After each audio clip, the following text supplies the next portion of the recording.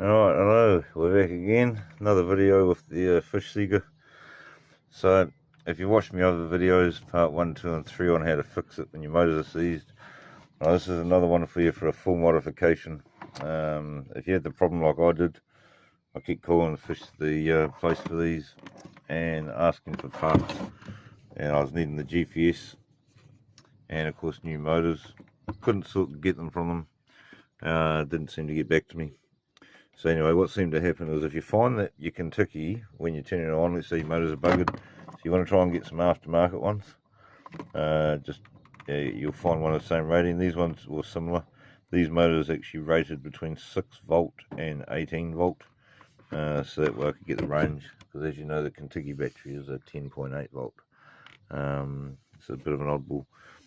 So anyway, let's say you got fault with the GPS. Every time you plug it in, it says cable's not, the cable's not connected, but it is. Okay, the problem is right at the cone piece of the kontiki is where the GPS is. So you have to cut the cone off to get to it. And then that's just a waste of time, because I found the circuit board is actually all corroded. No way to fix it. I put the circuit tester prongs on it, and the capacitors actually came completely off of the circuit board.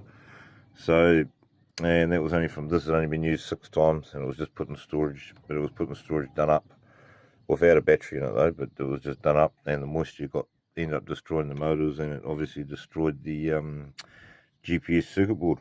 And I think maybe this one as well, because as you can see, here's a wee hole just there. There's a wee hole there. I think water might have got in. It's either moulding, or maybe those little things there blew up. Who knows? But anyway, so I'm going to show you a workaround. This one here, all you want to do is cut this out of here. Be careful when you're doing it. Get a big knife in there, cut that big chunk out of there. The reason why is because we want to reuse this. Okay, so you want to modify it. What you've got here is an on-off timer. So this is a switchable, so on-off digital timer. So if I get the battery, so you'll see here on this one, I'd actually cut the cone off. So I mean, if you do want to try and see if you know a bit about circuitry and you think you might be able to fix the circuit board, give it a go. I thought the same, but as I say, it's not really worth it. The circuit board's that corroded, so it's not really worth going to the extent of cutting this off. But let's say you do go to that extent, this is what you want to use. And they do use the white marley glue, it looks like, to join it, but remember we've cut it flat, so there's no sleeve. So we want to use this one, because this one will melt the plastic together. I'm not advertising a product there, I'm not making any money from that product, I'm just showing you the right one to grab. So, back to it. So we've got here, so of course take that out, that way you've actually got a casing to put this in, because of course this casing has somewhere to slide. If you don't have that, this new circuit board with the timer that you get, it's just going to be flopping around on the motors. You end up shorting it out or doing something damage to it. So just get some hot glue. Now this just runs off a relay, so once you plug it in, lets power go through the relay. So if we look under here, so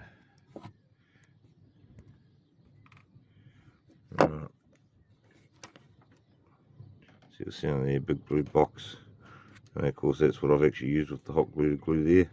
Cut a wee hole here. Now the reason these holes here, that's for tuning, right? So we've got stop or turn on, turn off your timer thing.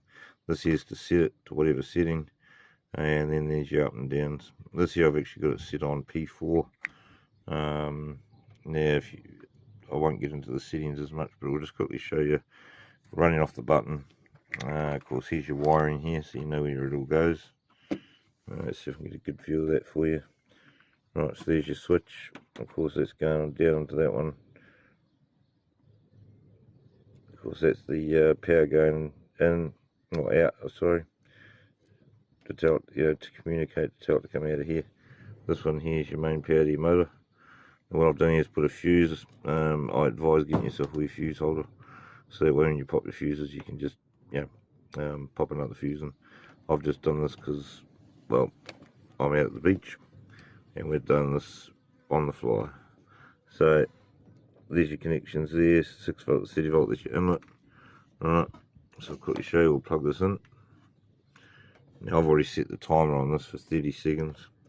So of course, if this was plugged onto a motor, so there's a way you can do it. You can actually do it where if you put it on the P 132 I think it is. So right now you'll see that I've got it on P4 and it's just said 0.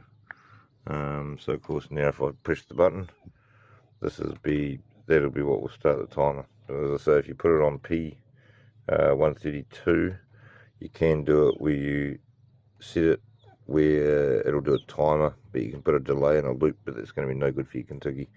But you get rid of the delay and the loop, and you can actually do it without having a button. The problem is the motors will start, the timer will start the moment you plug this in, which, you know, even though you have that still in there, by the time you plug that in and do that up, it's been running a while dry, so I don't advise it.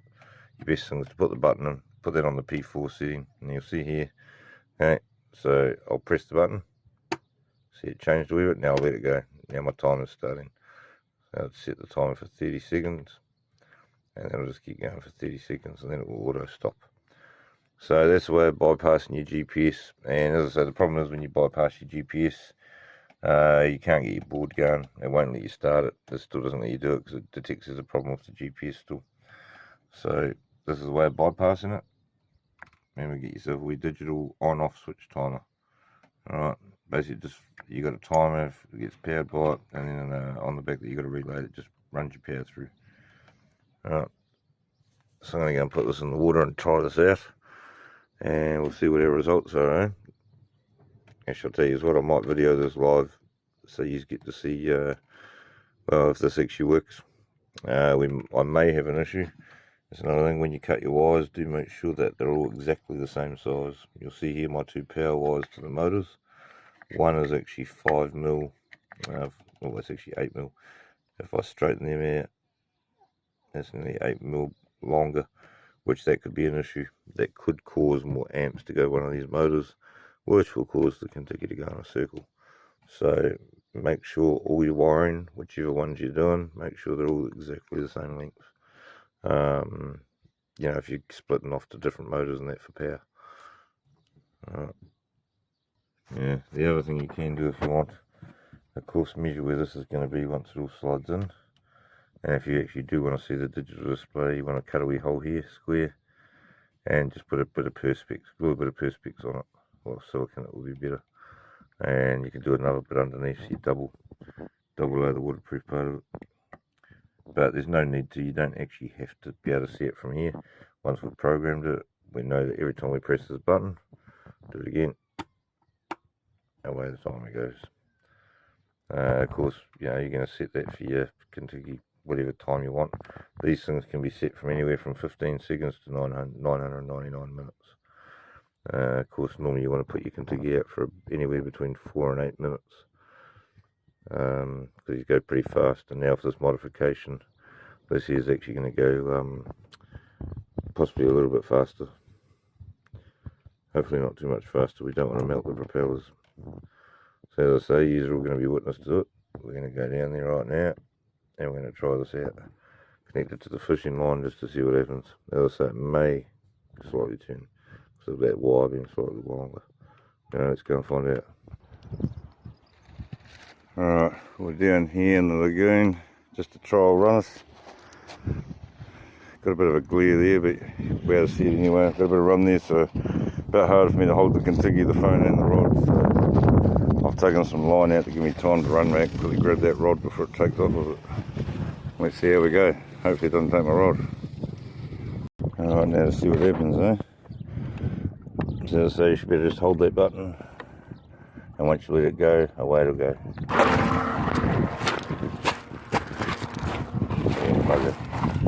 Went for a Huey, good at mine. Still got one motor working over time. One motor working, the other one is not. Can't even see the other one working actually.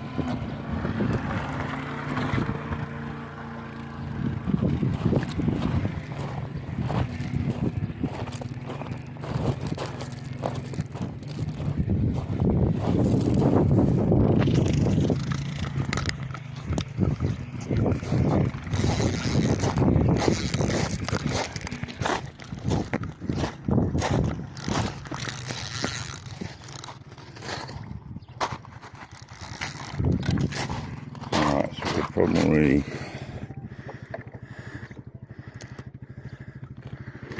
if motors aren't It's done. This is the test. Motor's been around the other way.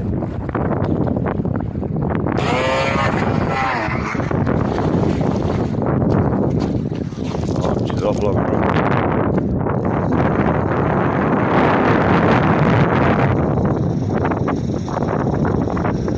So she's working brilliantly.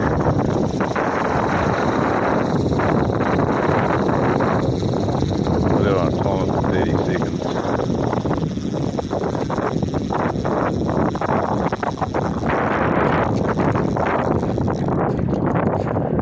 Sweet. See it out there. Some modification work. That's how you can mod it, get rid of your timers, and get rid of your GPS. Make it so it's just push button stuff.